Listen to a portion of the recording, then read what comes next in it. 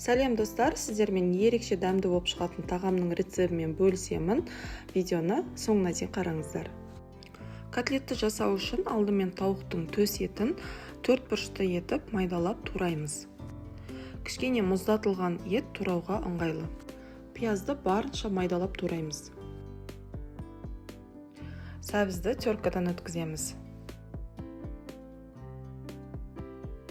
Капустаны да майдалап тураймыз.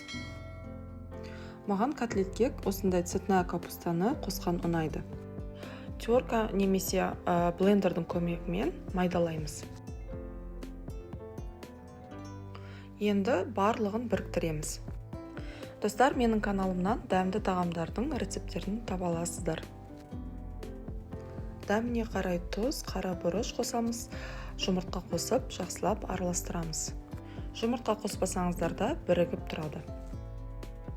Котлеттерді осылай формасына келтіріп, онға ұнатамыз.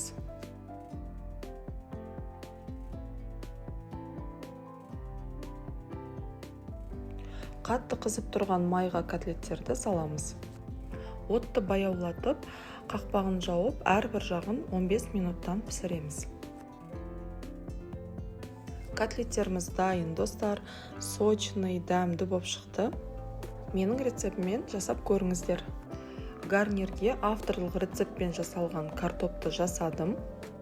Каналымда рецебі бар, және де описание бөлімінде ссылкасын қойып қойдым. Сол арқылы өтіп, қарап алсаңыздар болады. Өте дәмді болып шығады, достар. Міндетті түрде жасап көріңіздер. Сіздермен болған Назым, баршаңызға ас болсын.